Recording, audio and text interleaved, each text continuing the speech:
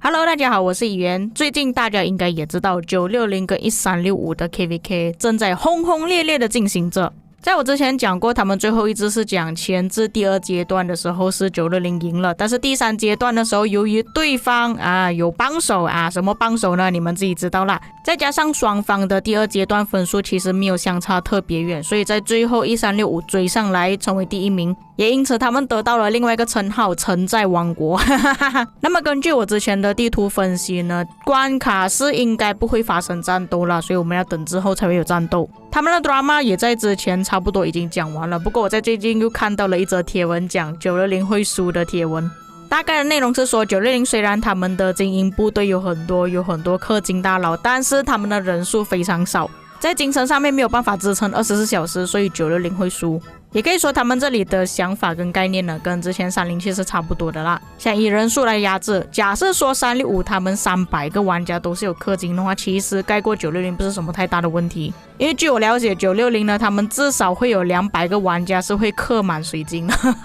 所以365要超越他们的话，只能氪更多金了。到时候莉莉丝笑嘻嘻啦。但是近期又发生了一件事情，让莉莉丝笑嘻嘻了。我们先把960跟365的事情放一边去，现在我们要讲另外一个 KVK 了。前不久有一个玩家叫 Map Pydom， 他是来自307的玩家。据他所透露呢，他们是已经报名了1月23号的 KVK， 还有另外几个先锋王国也是跟着他们一起报名了。他们希望制造一场让人感到兴奋的 KVK。 这些王国包括1647、1664、1302、1188、1307、2489、1474、1034。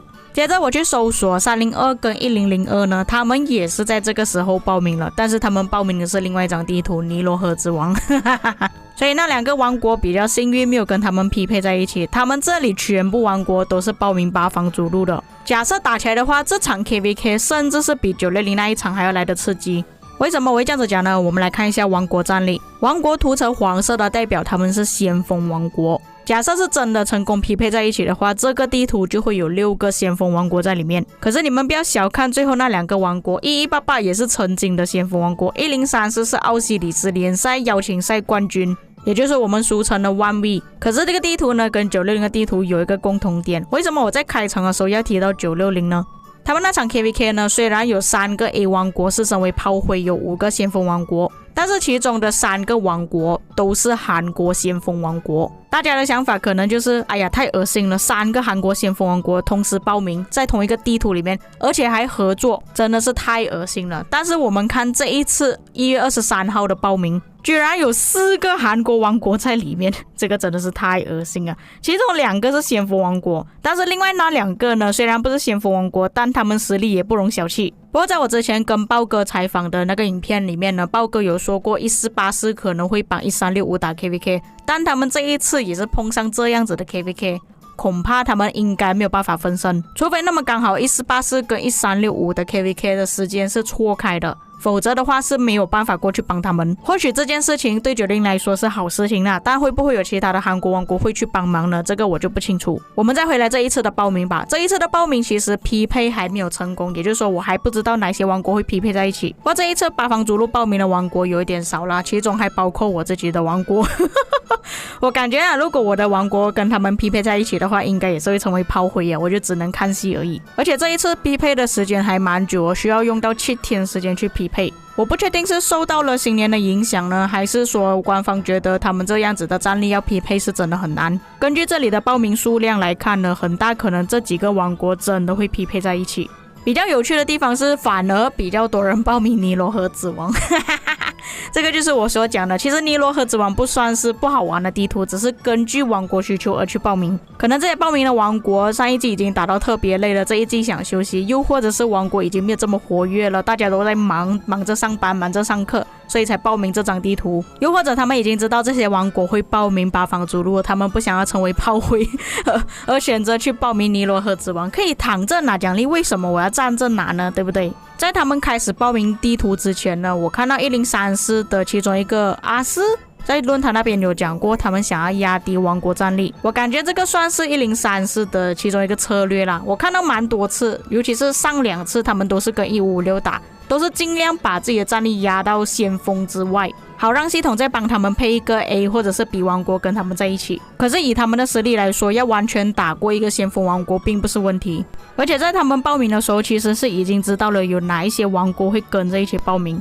我们再回来看这些王国啦，其实严格来讲呢，最后那两个1188跟1034呢，也可以算是先锋王国。那如果官方是真的把这些王国全部匹配在一起的话，我认为说4个韩国王国会合作。可是这4个韩国王国合作的话，他们的战力跟其他的阵营呢不太合适，也就是所谓的不公平了。所以就看其他王国他们要怎样分配。我们先陆续看一下其他的王国先。2489也就是88前阵子移民过去的王国，坡也是跑过去了。Arvix 的主要王国，不过还是有一点要担心啊。Arvix 他也是有账号在1960，然后他自己的王国这里又报名了 KVK， 我也不知道他到底要怎样分身啊，有可能也是叫他代打帮忙打。再加上他这个2489的王国里面有88存在，那个诅咒会不会实现呢？我就不懂了。307虽然上次输给960了，但他们依然还在先锋王国，可见得他们并不是完全的假先锋，他们玩家是真的很多，只是氪金量并没有960来的这么夸张而已。打仗的话基本上不是什么问题。1647可以算是数1数2的日本最强先锋王国，他们上一场 KVK 输了，但其中呢他也是跟 Arvix 合作， Arvix 的另外一个王国啦，也是有账号在里面的。可是那个王国并不是 Arvix 的主要王国，只是他有账号在里面而已。而这一次呢是 Arvix 自己的王国，那他们再一次合作的可能性大不大呢？我们就接着看下去吧。接着1484，其实他们跟上面的日本王国1647打过架了。恰好也是那一场让1647错失了第5颗星星，可以变成茄子。所以他们对1484应该是恨之入骨，不可能会跟他们合作的。至于1664呢，这里又有仇恨啊，他们刚好就是跟下面的1474两个打过 KVK。 现在你们就知道我有多么重要了，帮你们整理一下他们之前的 drama。 所以打起来是必须的。而且1474呢，就是之前跟960打过，960讲他们是巴加尔王国。之前还有 P 过巴加尔的图片给他们呢，还有包括毕业照啊、颁奖之类的。1188呢，之前是跟307合作过了，不过那时候是打1412解散之前。我那时候也是有看1188打 KVK， 我觉得说还可以啊，有很多玩家讲他们是韩国版的960，我不这么觉得。最后一个1034 1V，他们在之前也是跟1664打过，所以呢不太大可能会合作啦。那可以知道的是1034他们之前跟1474合作嘛，所以这一次他们报名真的在同一张地图的话，合作的可能性比较大。可以说除了韩国王国之外，其他的王国呢一般都是跟韩国王国打过的，所以他们对韩国王国应该也是恨之入骨。就看最后官方会不会真的把他们匹配在一起，又或者分成2个地图，我觉得也是 OK 啦。可是分成2个王国里面的 A 王国就要陪跑成为炮灰了。那么以上就是本期内容，你们有什么看法可以在评论区给我知道，我们下期再见。